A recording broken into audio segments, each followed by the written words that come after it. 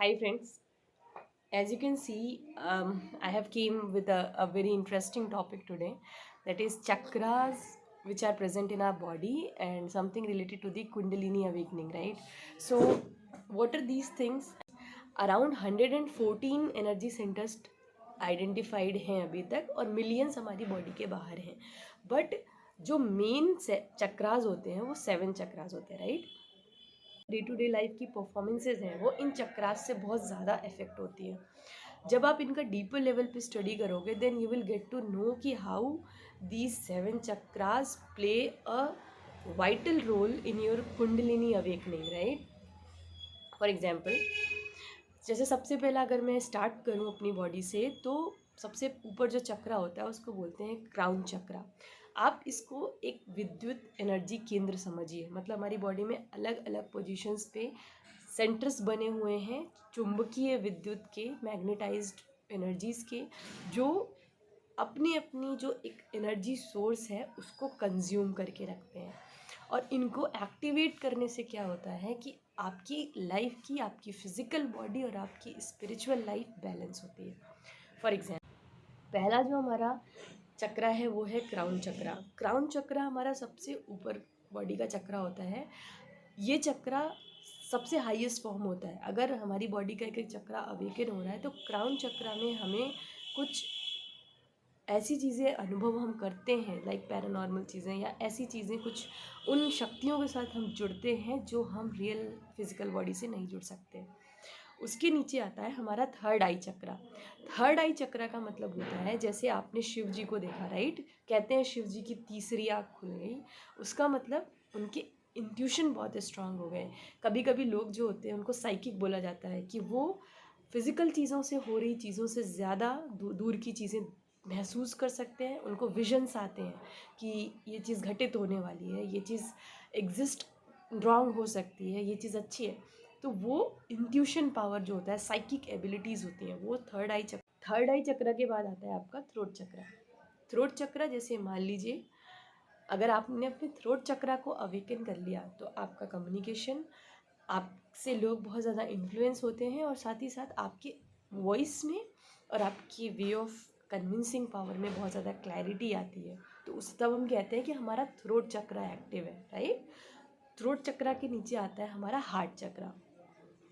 Heart चक्र का मतलब क्या होता है कि जैसे जिन लोगों का हार्ट चक्र अवेकन होता है वो एक इम्पैथ की तरह रहते हैं। इम्पैथ मतलब जो बहुत सेंसिटिव होते हैं, जो लोगों के पेन को फील कर सकते हैं, जो लोगों के साथ कनेक्ट कर सकते हैं। कहते हैं ना, this person is very emotional.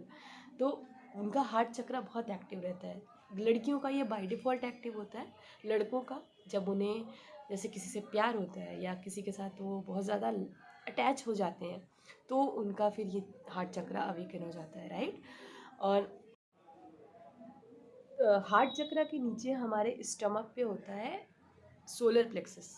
Solar plexus मतलब आपने जैसे लोग कहते हैं ना कि हम जैसा खाते पीते हैं, हमारा जैसा आहार, हमारा जैसा व्यंजन होता है, वैसे हमारी बॉडी भी रिएक्ट करती है। तो वो किस चीज़ से रिलेटेड होता है, वो हमारा सोलर प्लेक्सस से होता है। मतलब जैसे अगर आप unnecessarily stuff junk foods, alcohol drinking, ये सारी चीज़ें बहुत ज़्यादा कंज्यूम करते हैं तो आपका सोलर प्लेक्सस चक्रा ब्लॉक होने लगता है। क्यों? क्योंकि वो हमारा एक एनर्जी सोर्स होता है और अगर वो ब्लॉक होगा तो हमें तरह तरह की बीमारियां होना या फिर स्टमक की प्रॉब्लम होना। तो जैसे जिन लोगों को डाइजेशन वगैरह की ज़्यादा दिक्कत होती है उनको अपने सोलर प्लेक्सस पे काम करना चाहिए। आप अच्छी चीज़ों को खाएं, मेडिटेट करें, तो उससे आपका सोलर प्लेक्सस ऑन होता है और उससे आपकी जो बॉडी है उसमें जो एक एनर्जी का मोमेंटम होता है वो रीगेन होता है, राइट। सोलर प्लेक्सस के नीचे आता है हमारा सैक्लर सैक्लर चक्रा। ये जो होता है आपका वो बेसिकली किस चीज़ के लिए होता है, जैसे इसे हमें जागृत करने की ज़रूरत नहीं होती क्योंकि ये ऑलरेडी अवेकन होता है। लेकिन हाँ, इसको बैलेंस में रखना ज़रूरी होता है। जैसे हम बोलते हैं ना कि अपनी इंद्रियों को वश में रखिए। तो जिन लोगों का सेक्युलर चक्रा ब्लॉक होता है उन्हें सेक्सुअल अर्ज बहुत ज़्यादा होती है, वो खुद पे कंट्रोल नहीं कर पाते और अलग अलग टाइप के क्राइम्स वगैरह जो होते हैं वो किस लिए होते हैं, क्योंकि ये चक्रा उनका बैलेंस नहीं होता। तो वो बैलेंस पे कैसे आता है? मेडिटेशन। और इसके नीचे जो चक्रा होता है ये बेसिकली जो हमारे प्राइवेट पार्ट्स होते हैं उसके ऊपर एक एनर्जी मोमेंटम, एक सेंटर होता है, वहाँ पे होता है ये चक्रा। और सबसे नीचे जो आता है हमारा रूट चक्रा। रूट चक्रा हमारा जो स्पाइन का एंडिंग है, बिल्कुल वहाँ पे वो चक्रा लोकेटेड होता है। और रूट चक्रा से बेसिकली जो सोशियोलॉजी है, लाइफ में बैलेंस है, वो चीज़ें बेसिकली जो है वो मैनेज होती है।